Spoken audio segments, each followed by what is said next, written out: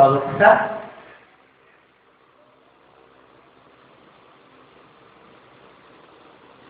Maganda po ba gising natin?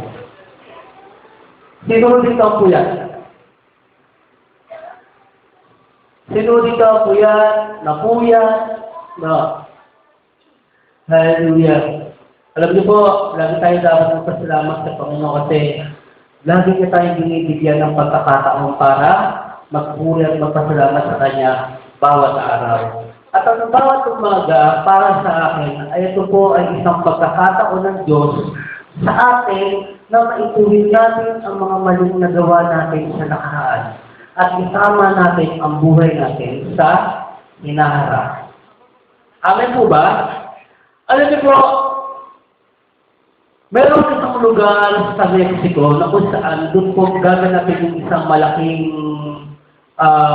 Asian Games. No?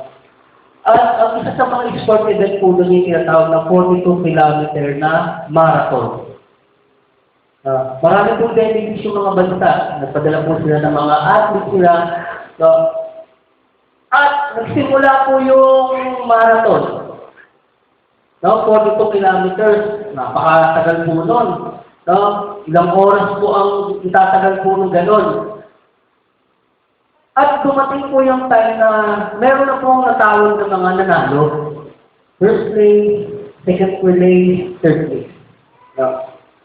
At dumating na po yung pagkakataon na syempre, na ano sa sumisilong lalo, umuwi na yung mga tao, yung mga player, tsaka yung mga audience, yung mga organizer. Pero meron silang hindi napansin. Meron pa palang isa. Nagpatuloy na tumatakbo, at tinatapos yung race.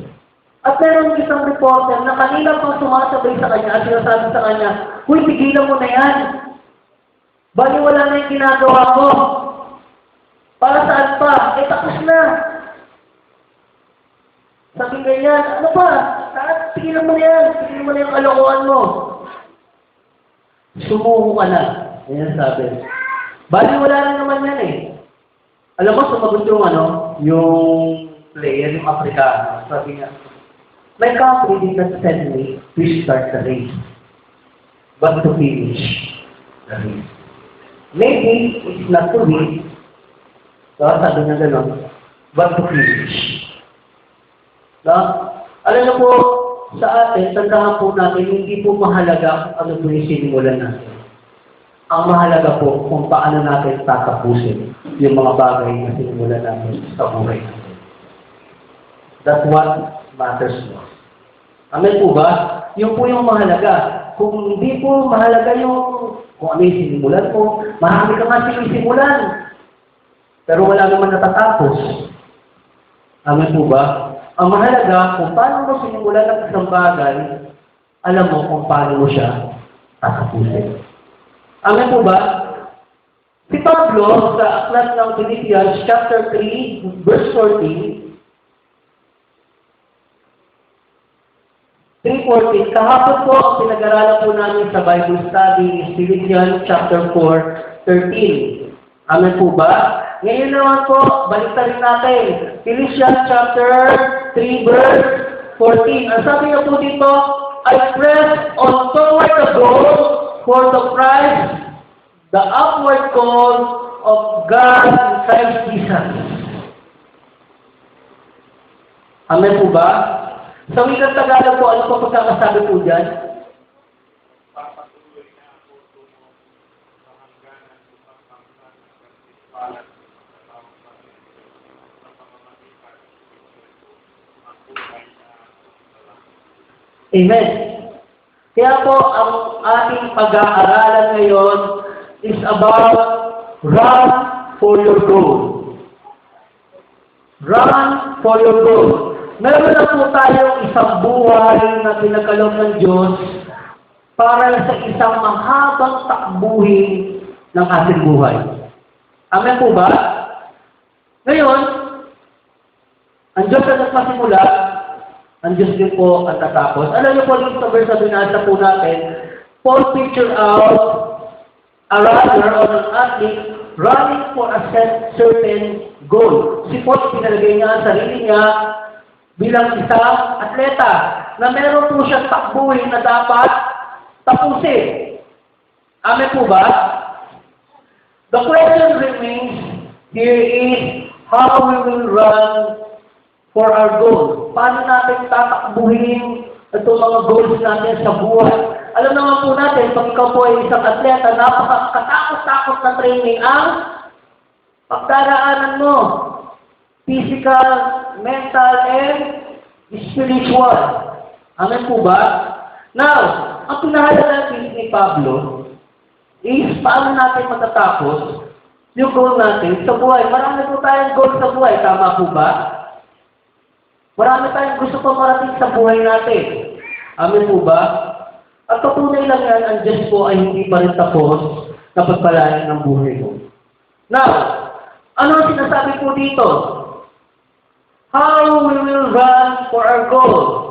Simulan po natin sa ating tinatawag na personal modification. Ano po sinasabi personal modification? A proper self-image is a self-worth. Kung ano yung pagkakilala mo sa iyong sarili, yun po yung kahalagahan mo. Amen po ba? Kung paano mo nakikilala ang sarili mo, doon nababase ang kahalagahan mo. Your success hinges on your personality projection. Kung ano yung inaasta mo, kung ano yung kinikilos mo, yan ka. Pagdating na panahon. Amen po ba? Na mga kapatid, sa Proverbs 23 verse 7, i-take down mo lang po, no? Kasi medyo lang po itong topic po natin. Okay lang po ba yung 30 minutes? 30 minutes and 3 hours? Okay lang po ba yun? Sabi po dyan, yung principle po ng Proverbs 23 verse 7, success is a prepared place for a prepared people.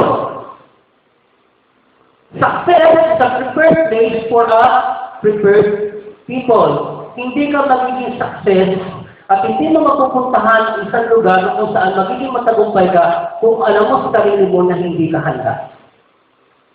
Amen po ba?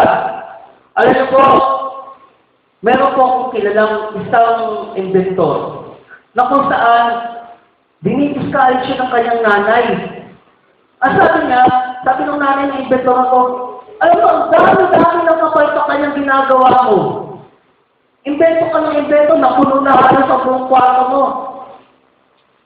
Sa mga palpak mong invention. Tigilan mo na yan. You are no amount to anyone.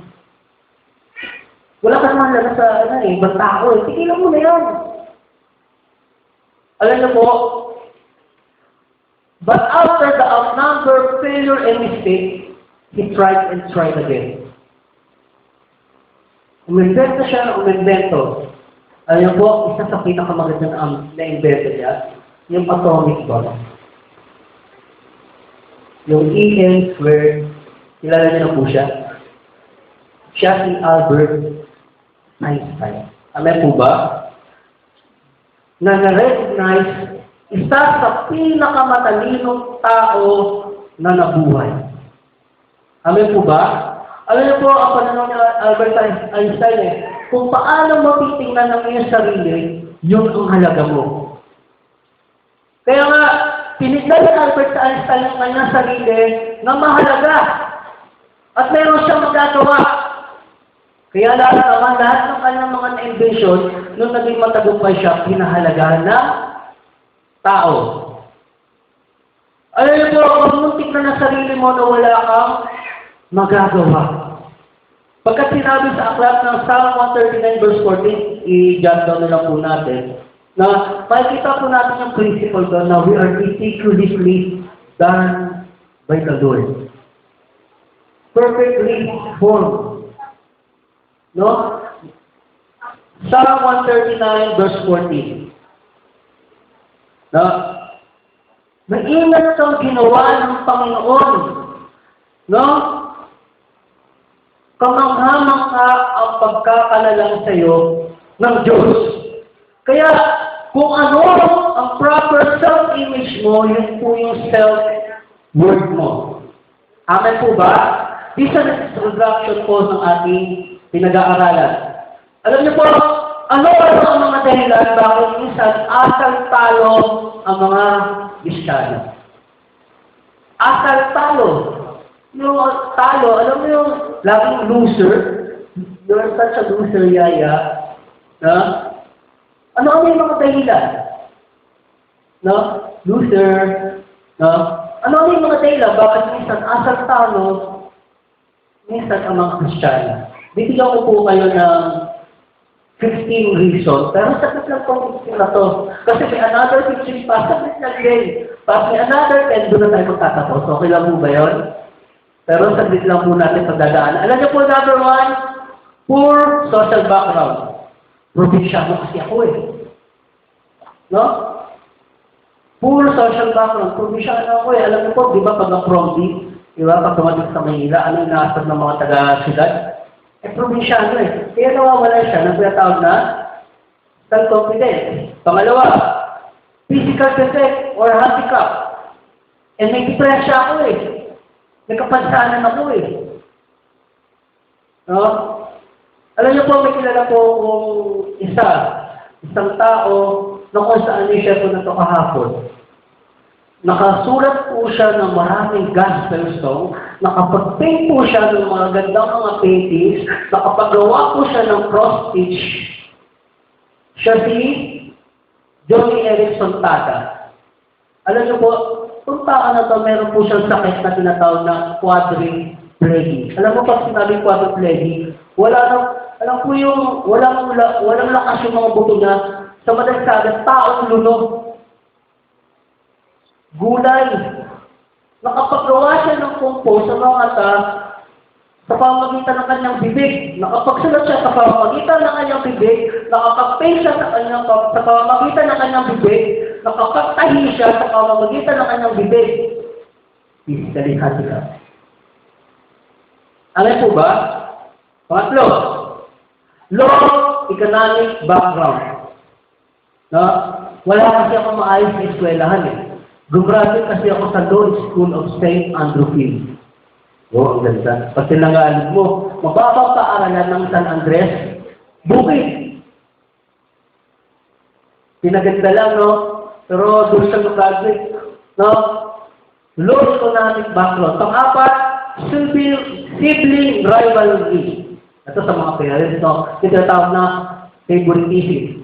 Kamukha kasi siya ng nanay eh. Kaya paborito. Si ate, kamukha ng nanay, kaya paborito. Si kuya, kamukha ng tatay, kaya paborito.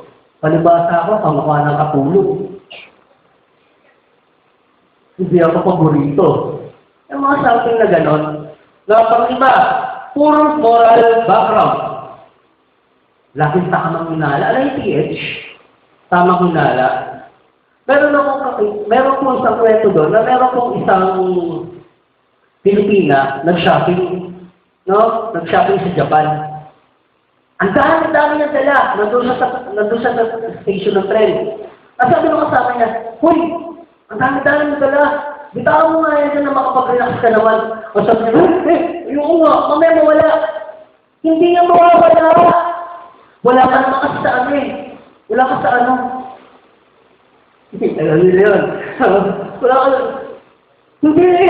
Hindi. Para makapag-relax ka. So, ginawa niya, binitawan niya yung kanyang mga pinamili. Habang gumaan siya, tumitingin siya sa mga dumadaan. Gumagano siya, tinitingnan niya yung mga dumadaan. May tumanong na isa tren, hindi niya naman po masasakyan. Hindi naman dapat yung sakyan niya. Bigla may bumaba na maraming tao. Ngayon pasaan siya, yung gamit ko. Hindi namili ko. Alam niyo po, dumaan yung maraming tao, hindi nagalaw yung kanyang pinamili. No? Yung po kasi yung tawag na formal background, tamang hinala. Pero alam niyo po, kung gagawin niyo po yan dito sa Pilipinas, hindi niyo pa nilalapag yan, may nawawala na. Kung basta po ako nang gawin sa MRT yan. Iwanan niyo po yan dyan. Pag tingin mo, hindi mo pa nga nilalapag, wala na yan eh. Alam po ba? Yung po yung sinasabi puro moral background, lagi tayong tamang hinala. Meron kaya kasama yung ganun tao. Tama po ba? Alam po sa pag-asawa, ito umuwi na ng gabi ng konti yung step. Sinong babae ang pinuntahan mo? Hindi mo pa nga natatanong na, kumain ka na ba? Dinanatan mo na agad ng yung babae ang kasama mo. Ginapigay. Ako yung 6K, oh. Ano po ba? Yung mga ganong klase. Pang-anim, ethnic origin. Kulot, makapal yung labi. Anong tawag po doon? Ita. Ano po ba? Alam niyo po, minsan may discrimination eh. No? Pag mga ganong mga origin. Ano po ba? Pang-pito, poor personality pattern. Wala kasi siyang pagmamanahan. Kasi, yung tatay nga, nakikita niya ganito, yung nanay niya ganito. Alam niyo po, ang pinakamasakit sa lahat, wala kasing eskwelahan ng pagmamagulang. Tama ba? Kaya you must do for your own living. I-train mo ang sarili mo sa nararapat. Ano po ba? Pangwalo, insecurity. No, madali mawala yung confidence. No? Ganda-ganda ng trabaho mo. Mamaya may pumasok na bagong empleyado. Yung parang pakiramdam mo, parang agaw ka niya ng pwesto. No? Pang siya, short-tempered, ayaw mapagalitan. Eh, ang kulit-kulit. Tigas-tigas ng ulo. Eh, ayaw mapagalitan. Bahala ka sa buhay mo. 10. Inferiority complex. Yung mga pangit na nakaraan. Maraming minsan mga pangit tayo mga pinagdaanan sa buhay na ayaw lang minsan natin alalahanin. Amen po ba? Number 11, constant effort to be accepted by anyone. Ito mahirap sa mga matatanda. Yung tinatawag na nagbumurang kamatis. Ano pang yan? Kailangan nila magpabata, magpaboto, no? Para magmukhang bata, kababayan ng kababayan, tawawala na yung mata. No, wala nang makita. Alam niyo po, ako naniniwala naman ako sa kasabihan na hindi naman masama ang tumanda. Ang masama, habang tumatanda ka, wala kang pinagkakatandaan. Amen po ba? Eh habang tumatanda ka, wala kang pinagkakatandaan. Habang tumatanda ka, iyon po yung mahirap. 12, perfectionism. Yung mali ba ang pagkaunawa sa mali, na tila baga wala na siyang, hindi siya makakagawa ng mga mali. No? Yung mga ganong klaseng tao, ano ka, alien? Amen po ba? Number 13, constant comparison with others. Lagi mo kinukumpara ang sarili mo sa iba. Ang sabi ng Biblia, kamang-mangan yan. Pag tinutulad mo ang sarili mo sa iba, kasi meron siyang magagawa na talaga hindi mo talaga kayang gawin. Pero meron kang magagawa na hindi mo talaga kayang gawin. Katunayan, sa milyon-milyon tao sa buong mundo, ikaw lang ang merong ganyang fingerprint. Sa milyon-milyon tao sa buong mundo, ikaw lang ang merong ganyang DNA. Amen po ba? Kaya huwag mo kumpara ang sarili mo sa iba. You are uniquely created. Amen po ba? Number 14, extravagant. Ito medyo malabo ito eh, pero papaunawan ko sa iyo. It's extravagant. Hindi mo matanggap na wala kang kasama, kaya kailangan mo bumili ng kaibigan. Kaya pag nag-birthday ka, halos patara mo yung buong kalye. Para lang may masabing meron kang kaibigan. Number 15, superiority complex. Bossy type. No? Binigyan naman ng Diyos ng kamay para abutin yung basa niya, yung utos pa. Something na gano'n. Yun ang mga dahilan, bakit minsan ng Kristiyano, mga asal talo. No? Yung mga ganong klaseng mga pag-uugali. Alam niyo po ba, everybody can knock you down, but you only yourself can knock you out. Alam niyo po, walang epekto ang lahat ng mga bagay na yan kung hindi mo papayagan. Amen po ba?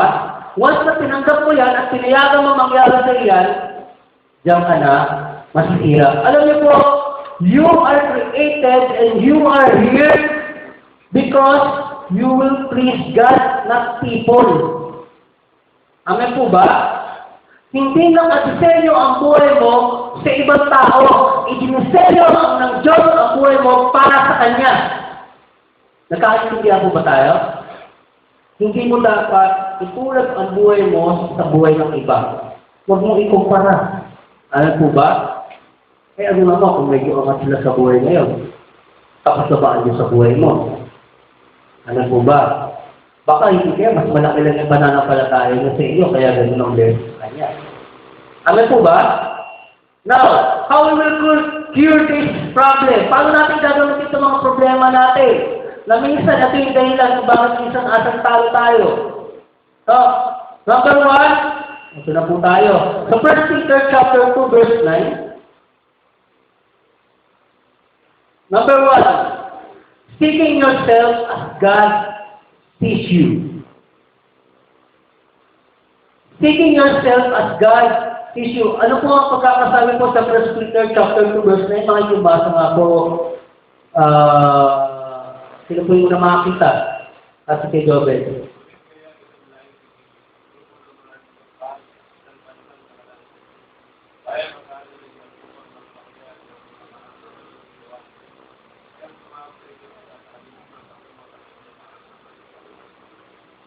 Amen. Paano po tayo tinitingnan ng Diyos? Piniling lahi. Ano po ba? Marami pong tinategorize ang Diyos sa atin dyan. So, ganyan tayo tinitingnan ng Diyos. Amen po ba? Alam niyo po, ito, mapunta tayo na sa science. Alam niyo ba, it needs 500 million cells. No? Sperm cells para makabuo lamang ng isang bata. And only 1 unit lang ang kailangan. Doon sa milyong cell. Yung nagbuo na ang ganyan, no? No, isa lang ang kailangan. Pero alam niyo po ba, according to biological science, ang babae, nagkakaroon siya ng defense mechanism, no? Inahalangan na yung lahat ng foreign body sa papasok doon sa katawan niya. Alam niyo po, dahil ikaw ay matibay, binatak mo yung ano, kaya nung basta ito ako. Panalong-panalo. Alam mo ba? Panalong-panalo. Alam mo, mapalad ka. Kasi doon sa milyon na cells na yun, ikaw yung nabuhay. Alam mo ba? Kaya nga, matibay ka. Alam mo ba? Kaya sabihin, Brad, hindi mo kasi ako naiintindihan pinayak ko ng pinanganak Paano yun? Alam mo, Brad, pasalamat ka. Dahil pasalamat ka pa rin. Dahil nabuhay ka. Siguro, matindi lang yung pinagdaanan mo doon sa loob. Kaya paglabas mo, ganyan ka. No? O kaya, itong tao na to, ang sama ng mukha. Ang sama ng mukha ng paglabas. Siguro, ang labanan doon sa loob, basagan ng mukha, kaya paglabas, basagan mo, ganun yung mukha, ang sama ng mukha. Alam mo ba? Pero alam mo, mapalad ka. Mapalad ka kasi ikaw yung nagwagi. Alam mo, initigyan tayo ng Diyos sa wicked. As a royal priesthood. Amen po ba? Kaya huwag natin laging i-down yung ating sarili. Amen po ba? Huwag natin malilitin yung ating sarili na tila baga wala na tayong magagawa sa buhay natin. Amen po ba? Pangalawa, ito, tuloy ko po, no? Alam niyo po, you are created by God with a purpose. Amen po ba? May purpose at sa iyo. Di ba wala? Amen po ba? Alam nga naman, ikait ka ng Diyos pa. Para bigyan naman sama ng loob na lahat ng tao na sa paligid mo. At least may purpose ka pa rin. Amen po ba? Alam niyo po, naniniwala po ako, lahat ng tao, mayroon pong dahilan ng Diyos kung bakit tayo nilikha. Amen po ba? Kaya naman po, pansinin po natin, maraming tao, maraming regret sa buhay. Kasi hindi nila alam yung purpose nila sa Diyos. Amen po ba? Now, mga kapatid, ito po, Accepting oneself on the basis of understanding that life is not measured by what you possess, but who possesses you. Ang tunay na sukatan ng buhay ay hindi kung ano yung mga bagay na meron ka, kundi kung sino yung nagmamay-ari sa iyo. Amen po ba? Basahin po natin ang aklat ng Mateo chapter 6 verse 27. Chapter 6 verse 27. Ano po ang pagkakasabi po dyan?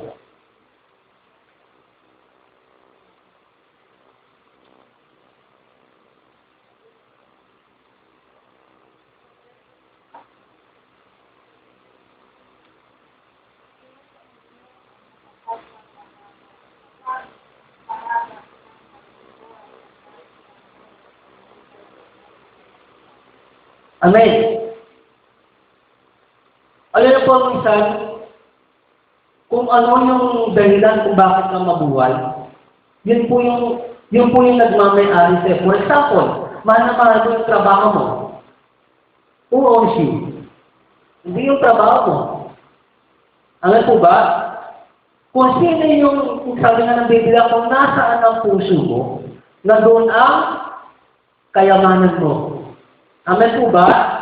It's not in the basis of understanding kung ano yung meron ka. Ang tanong dyan, sino nagmay-ari sa'yo?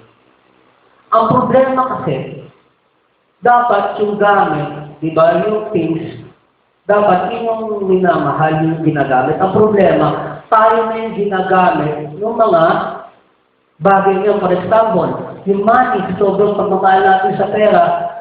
Amen po ba? Hindi naman masama ang magkapera, pero ang sinasabi, ang magmahal ng labi sa pera, yun po yung masama. That is the root of all evil. Amen po ba? Kaya nga minsan, kahit linggo, go-overtime.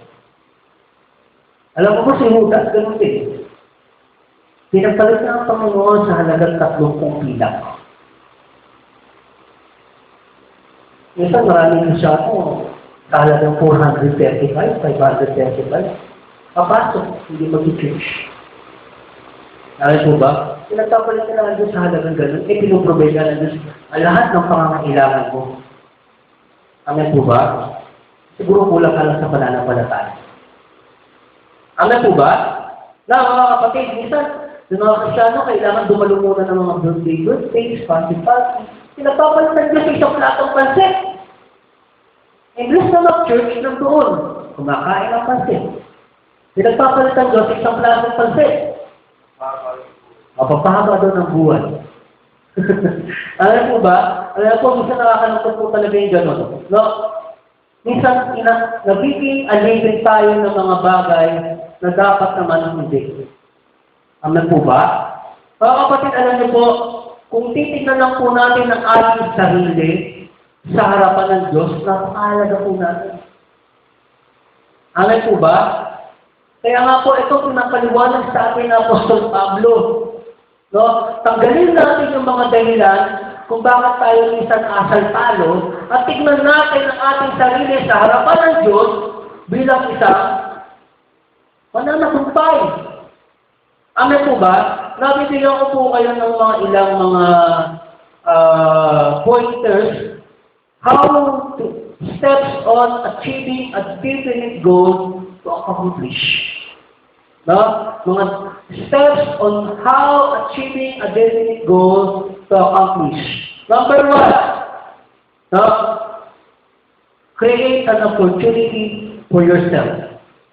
Create an opportunity for yourself. Ano po yung sabihin yun? Walang ibang pwedeng gumawa nan para sa iyo kung di ikaw. May nagsasabi kasi, wala na opportunity dumarating sa akin. Hello? Sino po binigyan po dito ng 25 hours a day? Meron po ba dito na binigyan ng 25 hours a day? 8 days a week? Meron po ba ganon? Wala, di ba? Ibig sabihin, we are giving equal opportunity.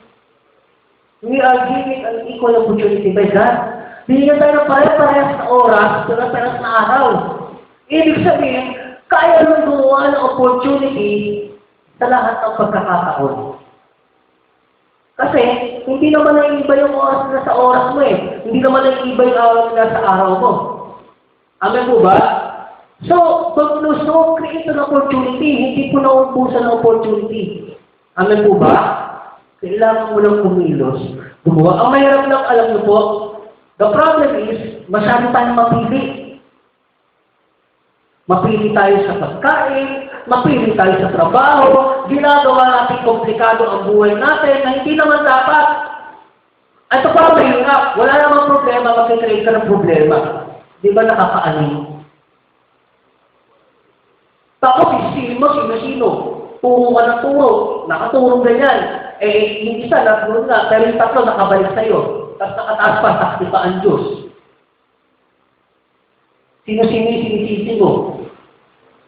Alam po ba? Mahalaga naman mga kapatid na ito mahalaga sa atin eh. Kung nakikita natin minsan na tila baga nauubusan na tayo ng pag-asa, alam mo mga kapatid, ito totoo yan. Always create an opportunity for yourself. Amen po ba?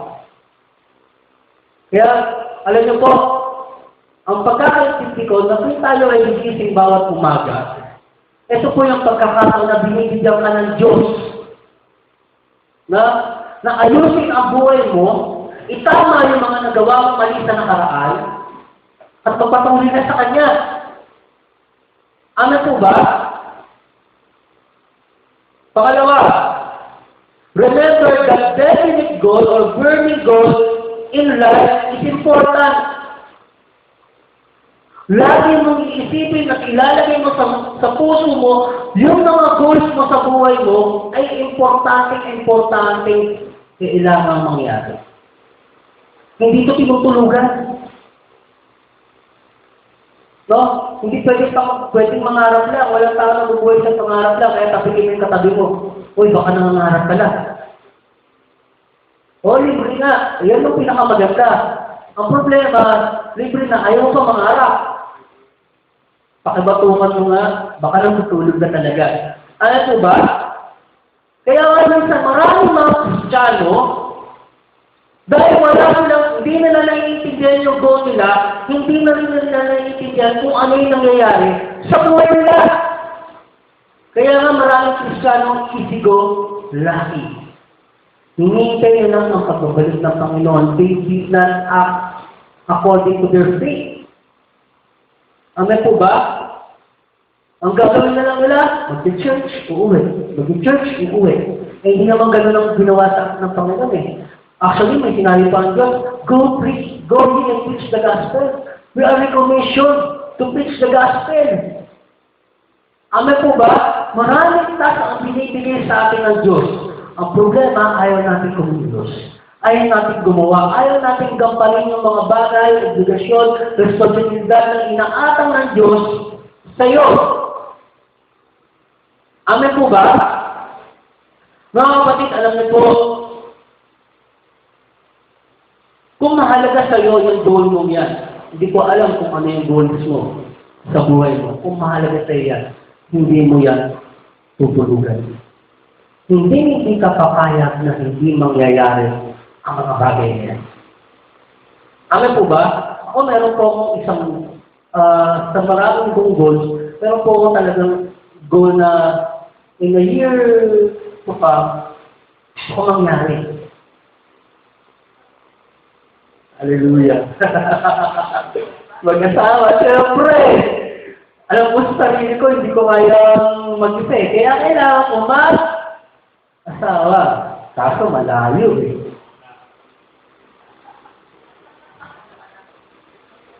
Alam niyo po, nagmadali lang yan eh. Nagmadali lang yan eh. Sabi na nga sa akin, Brad, minsan nagkwento ko nga message, sabi niya, Brad, hindi ko nga pala na makakapag-asawa ka ako. So, ako naman po, hindi naman ako loser. Nandun ako sa waiting list. Alam niyo po, meron po kasi naalala ko po yung isang kwento na to. Nung siya ay 18 to 20 years old, ang prayer niya, Lord, thy will be done. Thy will be done. Ay, nung umidag siya ng 20 to 30 years old, Lord,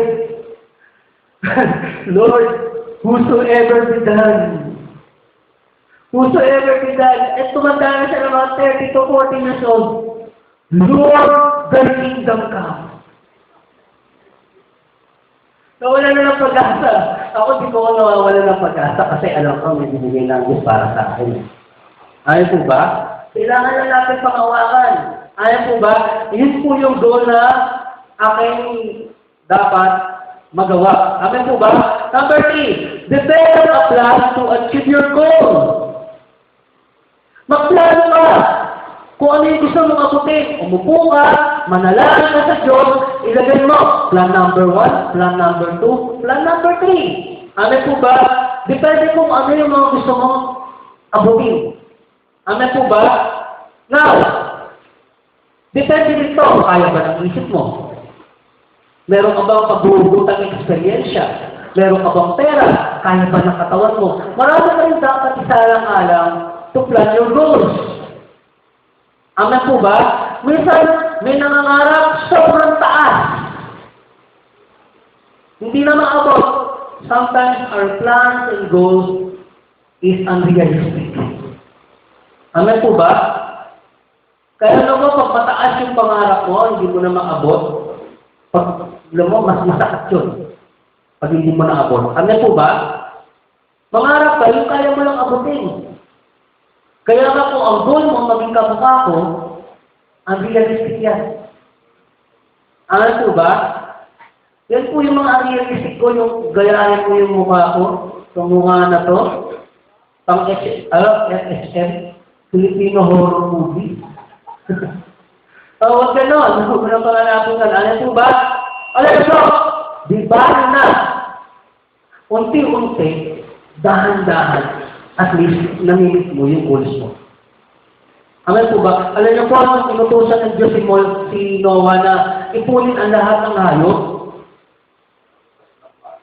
Lahat ng hayop. Alam niyo po, meron doon humahabol, pagong, dahan-dahan. Nakaabot, pero alam mo, meron pang isang mas malupit. Yung suso. Yung suso. Dahan-dahan din. Pero umabot. Alam po, okay lang yung dahan-dahan. Ayun. No? Alam niyo po, ang tinuturo po sa akin dito ng Panginoon yan, okay lang dahan-dahan. Pero dapat, mamimit mo. Kaysa naman bigla-bigla, hindi mo naman makukuha. Amen po ba? Number 4, develop supreme confidence in God. Wala pong imposible sa Diyos. Amen po ba? There's nothing impossible in God. If you put your trust in God, payagan mo na sa kumilos sa buhay mo, total tinanggap mo na ating Panginoon Yesu Cristo, meron ka talagang mga bagay na tatanggalin, meron ka talagang bagay na babaguhin, meron kang bibitawan, meron kang dadamputin. Amen po ba? Kasi marami pang pagkilos ang Diyos sa buhay mo at marami po sa trabaho sa buhay mo. Kaya kailangan mong i-establish ang confidence mo sa Diyos. Amen po ba? Dapat isinuko mo na ang buhay mo. Isuko mo na rin ang plano mo. Amen po ba?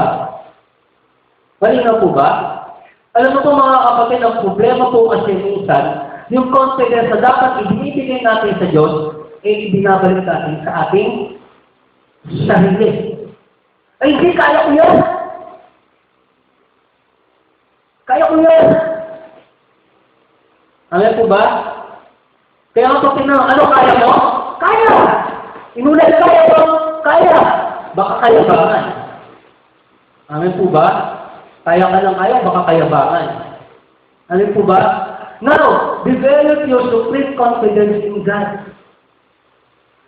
Kasi siya yung creator mo. Sabi ka na sabi, Lord God, mag-aaral ka sa buhay ko. Eh, nung pinakikailaman na ng Diyos yung buhay mo, nagagalit ka naman. Panginoon, bakit ganito? Ang hirap-hirap naman. Ano po ba?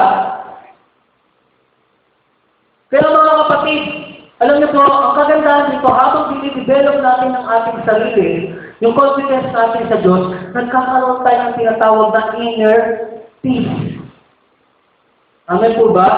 Nakakatulog ka ng maayos at nahimbing, na wala kang inaalala sa kinabukasan. Amen po ba? Yan po yung kagandahan habang nag-develop yung confidence natin sa Panginoon. Panglima, develop a sincere desire for the things you want in your life. Develop a sincere desire for the things you want in your life. Tandaan po natin, mga kapatid, hindi lahat ng gusto mo, makukuha mo. Ano po ba? At hindi naman lahat ng nakuha mo, gusto mo. Ano po ba? Now, ano yung gusto ko ituro po sa inyo dito. Pero pag yan bagay na yan ay ginusto ng Diyos para sa iyo, tama yan. Sundin mo. Ano po ba? Kaya nga yung mga bagay na dapat na meron tayo, dapat matuto tayong pahalagahan. Amen po ba? Alam mo, minsan yung sinasabi nila, nalalaman mo lang ang kahalagahan ng isang bagay pag ito ay wala na sa'yo. Amen po ba? For example, ito yung malinis na ginagamit na sa illustration pagdating sa mga ganitong klaseng topic. Pag yung magulang ay nawala na, doon ang sinasabi natin ang lahat ng ating pagmamahal, lahat ng ating sa magulang natin. Paano mami ka tayo? Umiiyak ka. Alam niyo po, mahiwala na po ang lahat na yan eh. Kasi bakit po, patay na siya. Kaya habang buhay pa, sabi mo, tayo man naman kita. Pakita mo yung luha mo sa kanya, ma-appreciate ka ba? Ma-appreciate ba ng patay yung iyak mo? Ma-appreciate ba ng patay yung sinasabi mo? Diba hindi? Kung doon nabubuhay pa, gawin mo na, yun dapat gawin. Amen po ba? Para sa huli, wala kang pagsisisi.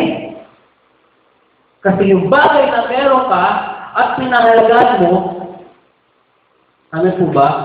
Yun yung mga bagay ibinibigay sa inyo ng Diyos. Amen po ba? Alam ko, huwag kayong malungkot kung ang mga bagay na to ay wala sa inyo. Huwag niyo sisihin ng Diyos. Amen po ba? Pagkat minsan, mas nakakabuti sa atin yan. Para hindi natin masustentuhan, matustusan yung ating mga ginagawa, mga kalokohan sa buhay. Amen po ba? Minsan, tinuturuan tayo ng Diyos. Magpahalaga sa piso. Kasi nung libo-libo ang pera natin, gastos tayo dito, gastos tayo doon. Shopping dito, shopping doon. Amen po ba? Hindi mo na nga nakikita yung value ng piso. Amen po ba? Paano mo pahalagaan ng isang bagay? Amen po ba? Simulan mo to habang nasa iyo pa. Huwag mo siyang pakawalan. Kaya nga po, sinasabi ko, mahalaga talaga sa inyong bagay. Ba't ko'y pamimigay? Laruan lang ang pinamimigay. Amen po ba? Huwag mong ibigay sa kaawayan. Amen po ba? Alam niyo mga kapatid, ito po yung pinakagandang tinuturo po sa amin ng Panginoon. Develop a sincere desire for the things you want in your life. Pang-anim, remember to set one goal at a time. Remember to set one goal, one at a time. Huwag madami. Huwag masyadong marami. Di ba rin na isa basta natututukan mo? Kaya nga marami kang naumpisan, hindi mo nga natatapos, wala ka pa narating. Amen po ba? Marami mga tao, ang daming pangarap, ang daming gusto, ang daming ganito, kaya marami ng frustration. Manuwalan, isa-isa lang. Doon sa mga bunch of priorities natin, alam natin kung ano yung dapat natin unahin. Alam natin dapat yung santang needs. Alam natin dapat yung santang wants. Amen po ba? Alam po natin dapat yung tinatawag natin yung pangangailangan. Alam po natin dapat yung kapritsyo. Amen po ba? Maraming mananampalataya sa panahon ngayon, walang sineset na goal. sa buhay nila. Amen po ba? Ano kaya? 3 years from now, umuupo lang ba ako? Hindi mo nga nakikita siguro sa sarili mo na ginagamit ka ng Diyos. Amen po ba? Kasi wala kang set, wala kang mindset na gano'n. Nagamitin ka ng Diyos kasi kontento ka nila na hearer ka. Amen po ba? Potential ka eh. Potential leader ka, tapos upo-upo ka lang sa tabi. Amen po ba? Alam niyo po, ang pinakamahirap at ang pinakamiserableng tao na kilala ko, na makikilala ko na nabubuhay, yung tao mga walang siniset na goals sa kanilang buhay. Para sino sumusupok sa hangin. Amen po ba? Mga kapatid, ito po yung dapat natin tandaan. Kailangan meron tayong mga siniset na goal. At dapat, isa-isa lang. Amen po ba? Now, tuloy po tayo. 7. Dalawa na lang po. Sabi ko sa inyo, dadalian ko eh. Now, dalawa na lang po. Drive your goal into your subconscious mind. Drive your goal into your subconscious mind. Dahil mo yan sa iyong panaginip. Kailangan mapanaginipan mo yan. Ang gusto mong ipunto po dito, lagi mong isipin na hindi mo makalimutan. Amen po ba? Kung ang goal mo sa anak mo ay ganito, ay ba dapat, ganito ang gawin mo, alam po isa sa pagmamagulang. Ako po, sinabi ko po sa inyo kahapon na hindi pa ako parent. Pero may mga certain principle na ako na gusto ko i-apply pag dumating na po sa. Alam po sa pagmamagulang, kailangan ang pagdidisiplina sa anak dapat higit lubay. Alam po yung higit lubay?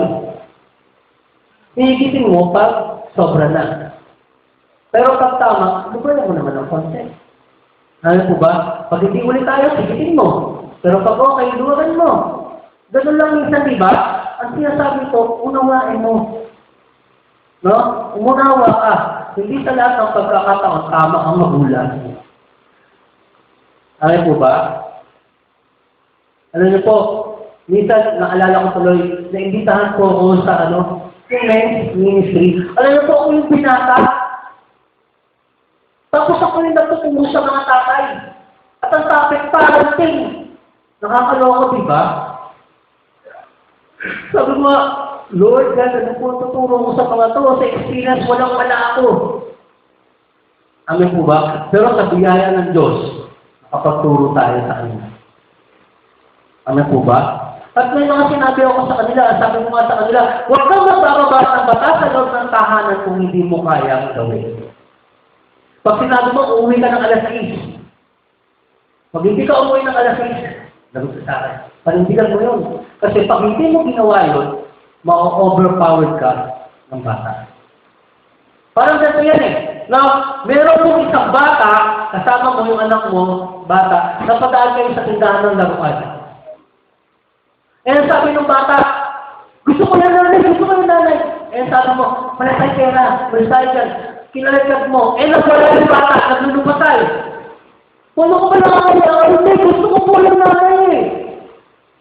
Sa kalaunan, binili mo na eh. Ano po ba? Nangyayari po ba yun? Nangyayari po ba yun? Pero alam niyo po, meron pong negative feedback yan sa anak niyo. Kasi bata pa lang, na ituro na niya sa kanya na kayang-kaya nila kayong paitusin sa kanyang mga kaya. Alam po ba? Kaya nga po minsan, mga bata, magiging matigas ang ulo na hindi mo naman tinuturuan kasi makita na nila. Doon sa kanilang kabataan, nagpapasunod ka nila. It's about your decision.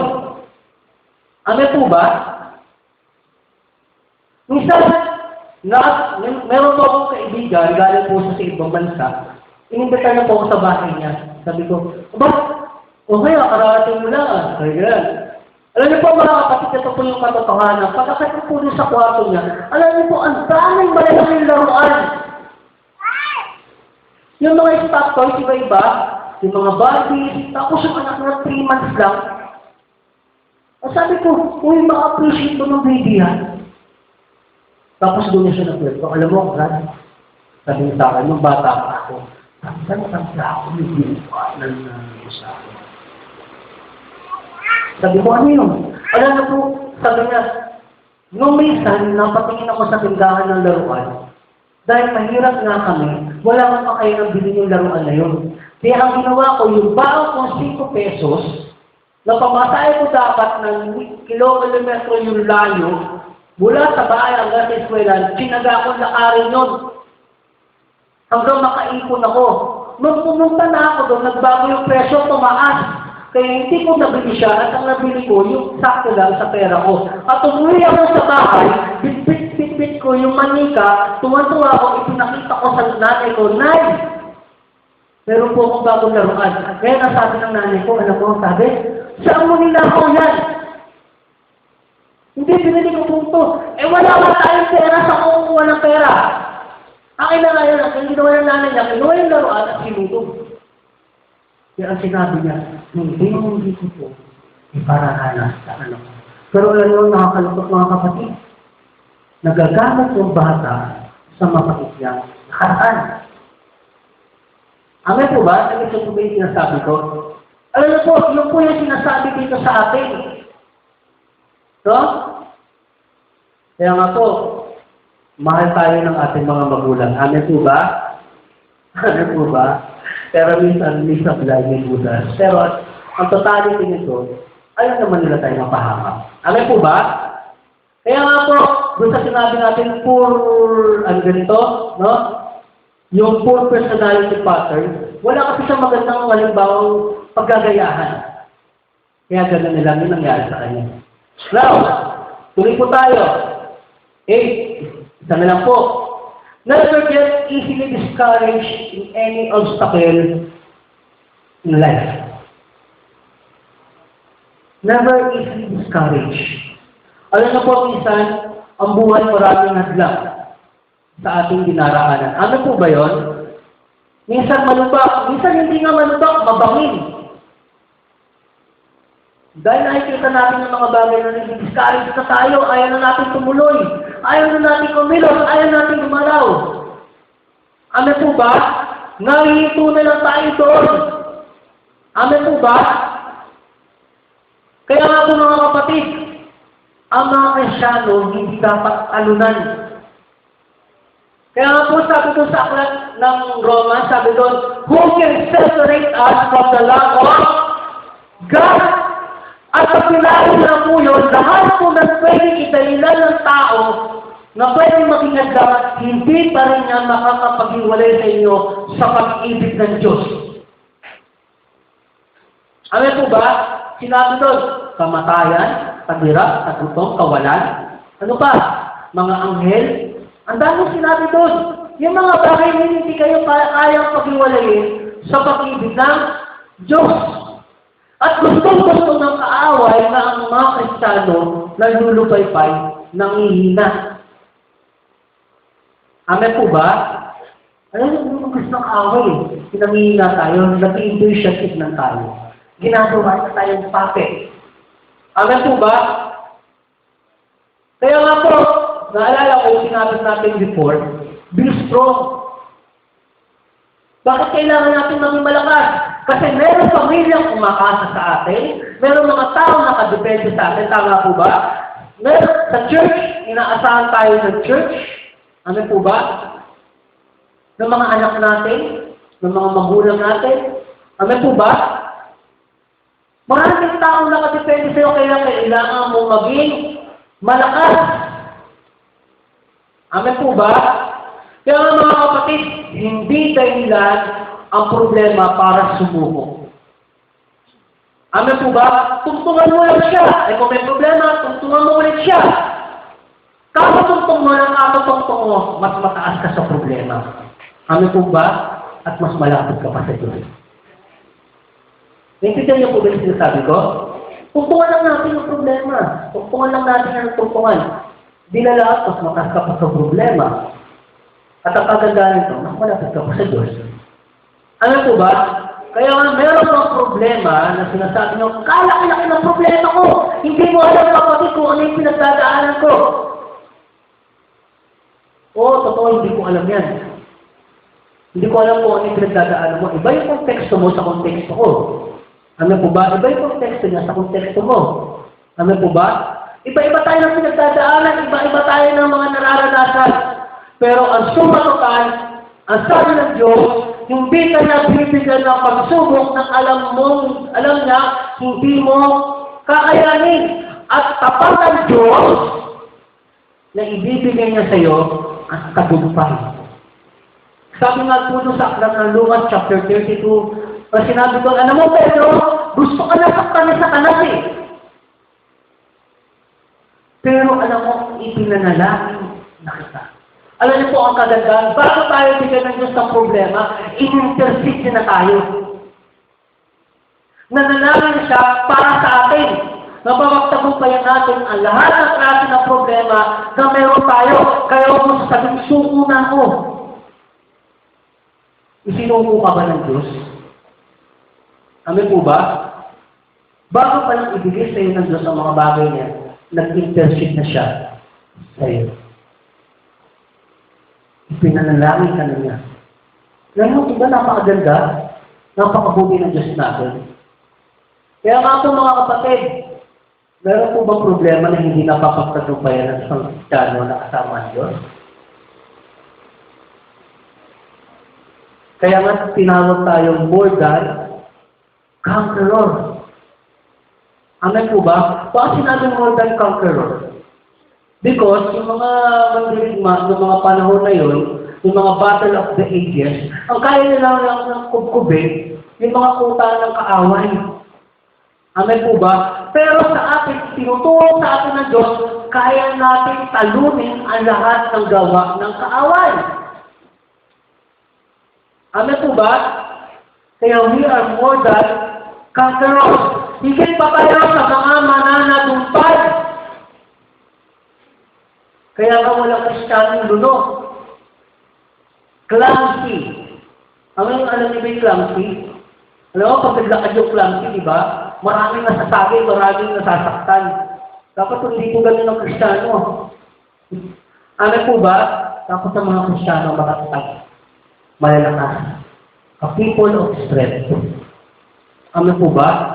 Kasi kung sinasabi natin, ang Diyos ay nasa atin, sino po ba yung nasa atin? Ating Panginoong Isus. Na siya nagpapalakas sa atin. Kaya huwag natin sasabihin na tayo ay nangihina kung meron tayong gusto sa puso. Amen po ba? Kaya nga mga kapatid, huwag tayong madaling ma-discourage. Alam mo, tanda po natin, God is always in control. Kaya nga, minsan hindi natin dapat pinakikinggan yung mga sinasabi ng mga tao sa likod natin. Ano po ba? Para hindi tayo ma-distract, hindi tayo ma-discourage. Kaya nga, pansin niyo po, yung tenga natin nakaharap. No, para lagi moving forward. Ang bakit siguro po ang tenga natin nandito sa likod, no? Babalikan natin. Ano yung sinasabi? Nasa buwan, di ba? Kaya nga, even yung, di ba, sa taungan natin, God is always in control. Ang tenga natin nilagay sa harap. Para hindi natin pakunggan yung mga pangit na bagay na ibinabato sa atin. Ano po ba? Alam mo po mga kapatid, kaya ako gusto mag-focus dito. Dito sa pagkadami-dami ang sinasabi ko sa inyo. Ito gusto bigyan ng diin eh. Amin po ba? Kasi once na nagbigay tayo ng isang footstone sa kaaway, ng isang akbag sa kaaway, sa buhay natin, kaya niya nang i-conquer yung teritoryo natin. Kaya nga sabi ng Biblia, don't give enemy a footstool. Pag ibinigay mo itong daliri mo, kukunin niya lang ang buong kamay mo. Amen po ba? Kaya nga po ang kaaway, he works triple time. Tulog ka na, kumikilos pa siya. Kaya nga ikaw, dapat hindi ka pabanding-banding na Kristiyano. Kailangan pagkagising natin, ang sinasabi ng kaaway, nagising na naman ang anak ng Diyos at threat na naman ito sa kitang natin. Dapat gawin yung sinasabi ng kaaway. Nakikita niya kasi na malakas tayo at kaya natin magtagumpay sa lahat ng mga piercing arrow of temptation na binabago sa atin. Amen po ba? Mga kapatid, alam mo po itong maganda sa atin. The more na nagtitiwala tayo sa Panginoon, the more na ilalagay natin ang buhay natin sa Kanya, the more na na-establish yung confidence natin sa Diyos, alam niyo po, ang kaaway lumilip sa buhay natin. Unti-unting naglalaho. Amen po ba? At dahil ang nakikita ng kaaway yung glory ng Diyos sa buhay mo, kaya nagiging bulag siya. Amen po ba? Kaya nga po, ito yung kagandahan. Kung tayo ay mananatiling malakas sa Panginoon, ibig sabihin yung glory ng Diyos nagmamanifest sa buhay mo. Amen po ba? Ano na po, ito yung kagandahan din sa Panginoon, no? Once na natitiwala ka sa Kanya, inuna mo siya, hindi ka na ihuli sa mga bago na mga pangangailangan. Ano po ba? Kaya ako ginawa wala ng pag-asa. Ayun naman. Alam mo, kaya rin, nangungusap ang Diyos sa puso mo ngayon, nakukunin ka katangilo. Kontrata na yan, ha? Huwag nyo na po sagutin yung ano. Huwag nyo na po sagutin yung handa. Ha? Tama na po yung ano, yung pang-catering. Alam mo ba? Alam mo, yan po ang ano, tinutulong po sa atin ng Panginoon. Maging malakas tayo. Huwag tayong maipiling ma-discourage. Alam po ba? Alam ko, maraming hurdles. Bundok ng problema na ating aakyatin. Akyatin lang natin. Alam po ba? Pakakungkard natin yun. By faith. Pag sinabi na, yung bundok ng problema na yung lumipat niya, literal pa o hindi. Kung buong tiwala mo sa Panginoon, mangyayari at mangyayari ang mga imposible bagay sa buhay. Yan yung tinutulong ng Diyos doon. Imposible talaga yung bundok malipat. Kahit anong gawin ayuno mo dyan, anong gawin panalala mo dyan, parang yung manalala na magagawa niya sa lumuluwa ng dugo. Hindi talaga nilipat yung bundok. Ang ibig sabihin, kayang gawin posible ng Diyos ang lahat ng mga imposible na nakikita mo. Amen po ba? That's why we will not easily discourage. Sino naman gusto ng kaaway sa atin? Manghina. Pag nanghina tayo, madali na tayo titikin. Madali na tayo nilangin. Madali na tayo langin. At unti-unti, bumabalik na tayo sa dati natin buhay. At worse pa. Alam po ba? Marami na siguro tayo nakita mga Kristiyano, no?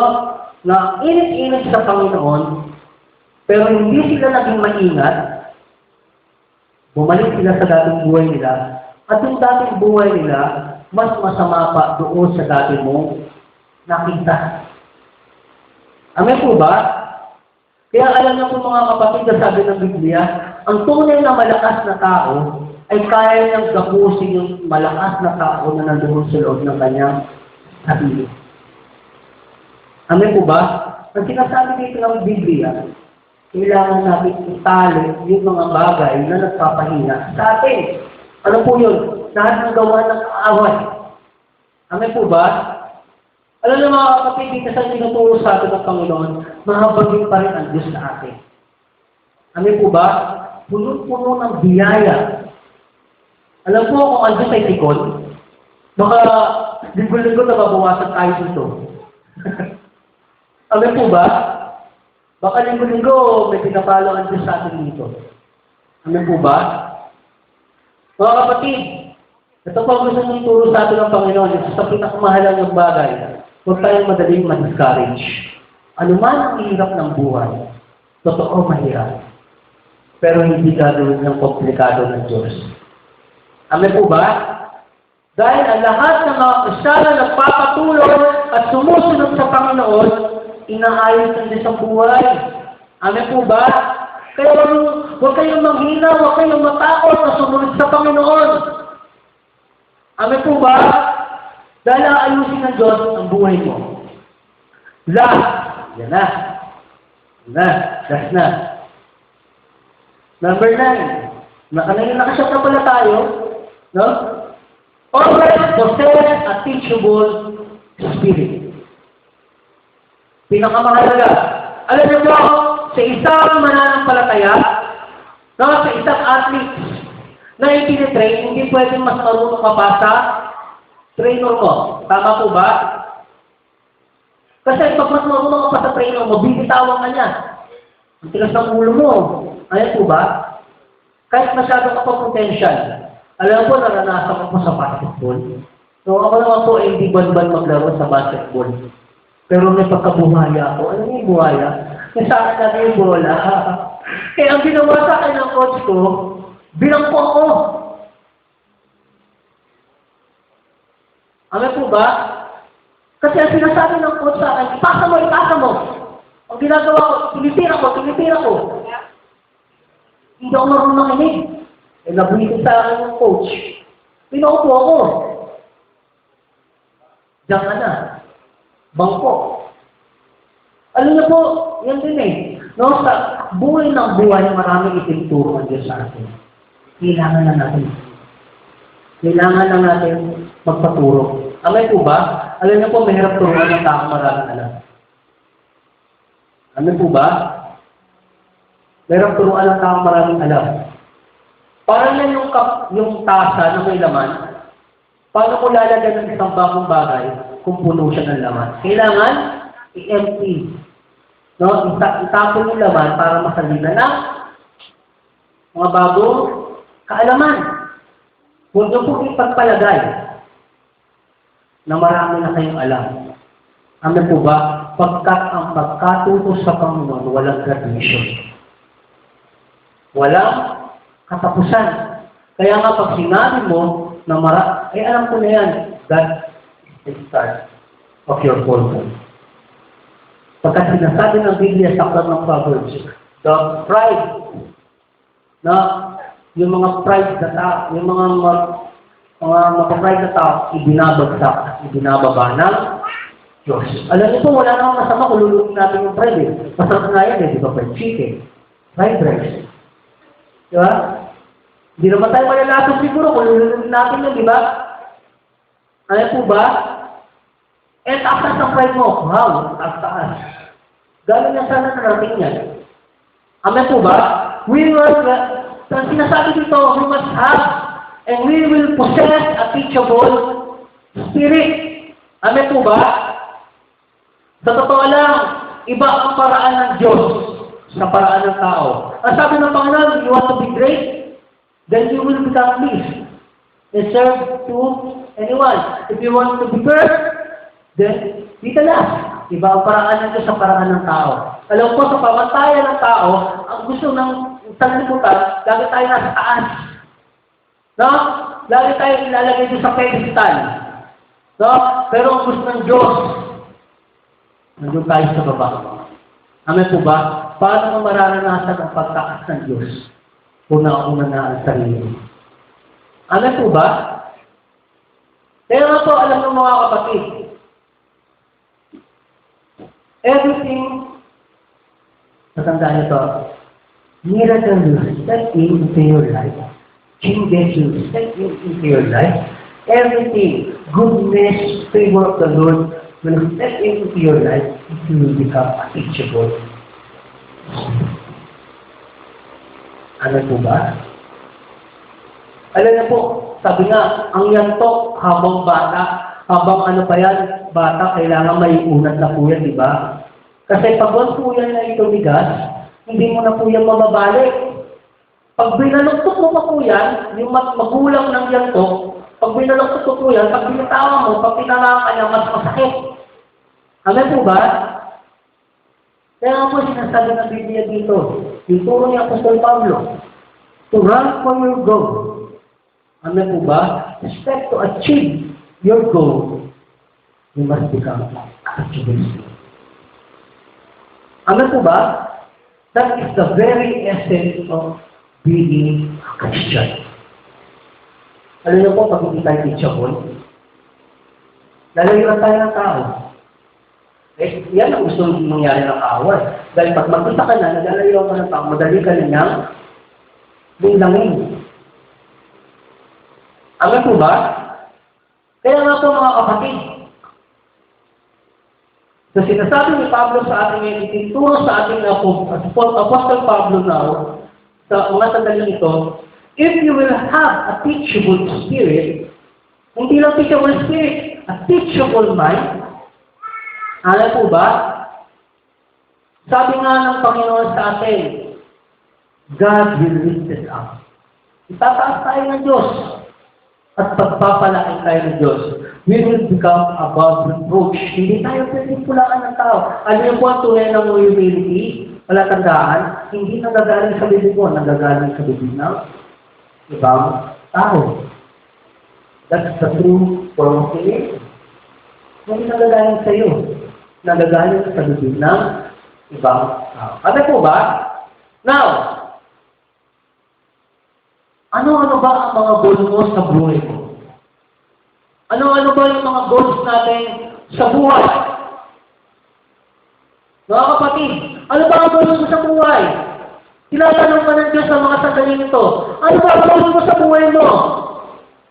To become a successful businessman, architect, engineer, a professional, successful professional person, no? Yan ba yung goal mo? O yung goal mo ay maayos, mabuo, ang isang samahan? Yan ba yung goal mo? O ang goal mo ay magkaroon ng spiritual maturity?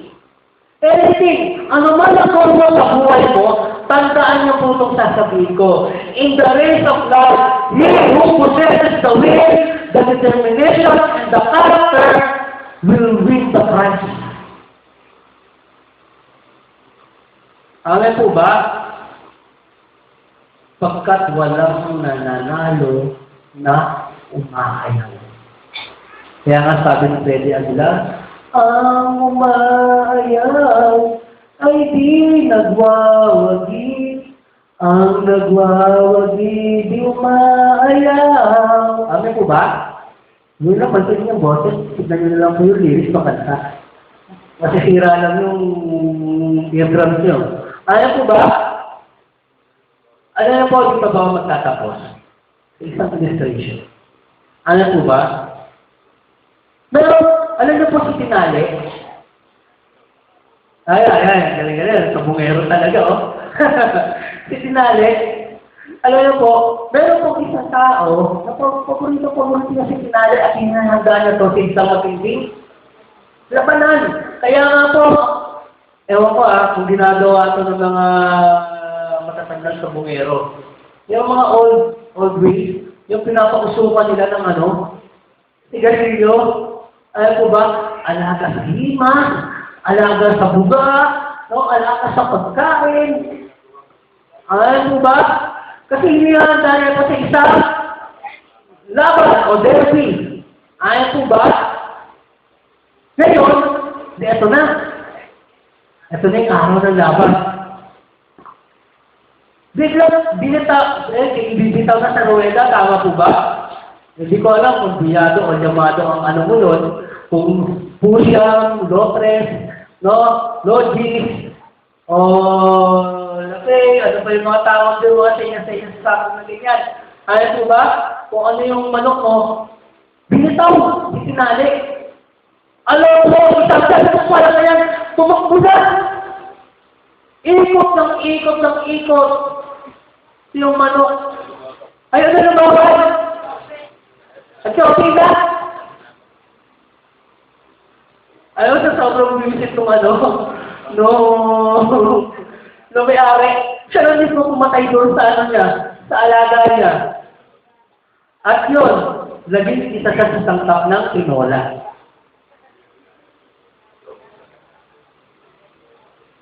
Alam na po, ito po ang insight ko ng Diyos. God did not love a quitter. Ayaw ng Diyos na umaayaw tayo sa isang laban. Dahil siya mismo, hindi siya umayaw doon sa bagay na ipinaglalaban niya sa atin. Na magkaroon tayo ng buhay na walang hanggan, hindi umayaw ang Diyos. And nobody loves a quitter. Amen po ba? Gusto mo ba kasama yung mga taong palaayaw? yung madali ma-discourage, yung madali panghinaan ng loob, hindi ka matututo sa kanila. Go away with them. Matatangay ka lang nila. Mga kapatid, ito po sinasabi ng Panginoon sa atin. If you want to run your goal into your life, ano po ba? You must possess. Sabi nga, a will, a determination, and a character. Amen po ba? At doon sa mga pinag-aralan natin, mag-create kayo ng opportunity, tandaan po natin yung mga goals natin sa buhay ay kailangan mangyari, i-develop po natin, mag-develop tayo ng mga goals na ma-achieve natin, i-develop po natin yung supreme confidence kay God, magkaroon po tayo ng sincere desire sa mga bagay na meron tayo sa buhay natin. Remember, set a goal one at a time. Drive your goal into the subconscious mind. Never easily get discouraged and always possess teachable spirit. Sinasabi ko po sa inyo, mangyayari sa inyo, yun nangyari kay Pablo. Giving the price. Mangyayari po yung mga goals niya sa buhay, yung mga gusto niyo po sa buhay niyo, kung tataglayin niyo po yung mga bagay na. Amen po ba?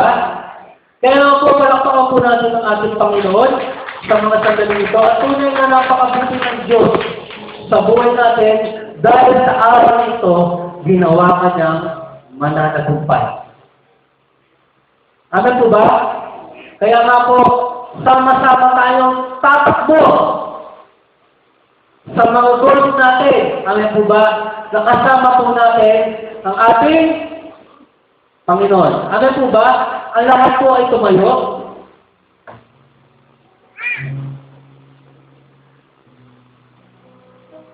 And to be able to worship God, let's bow down our heads.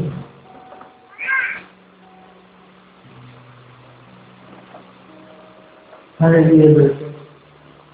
Awitin po natin yung In Christ alone, I put my trust. Sige po, i-ano po natin sa projector. Awitin po natin to, sama-sama po natin itong awitin sa Panginoon. At gawin po natin itong, ito po yung maging motivation natin. No? Nasalo po dyan, in Christ alone. Awitin po natin, in Christ alone, I place my trust and find my glory in the power of the cross. In every victory, let you set on me, my source of strength, my source of hope, in Christ alone, in Christ alone, I put my trust and find my glory in the power of the Lord.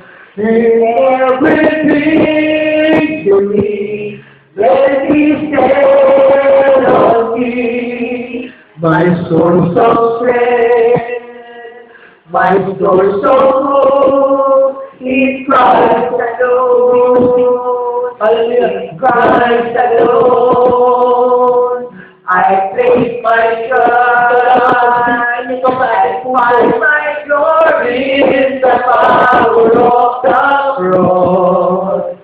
In every victory, let me stand on me, my source of strength, my source of hope, in Christ alone, in Christ alone, I place my trust and find my glory in the power of the cross. In every victory, let me stand on me, my source of strength, my source of hope, in Christ alone. Hallelujah. My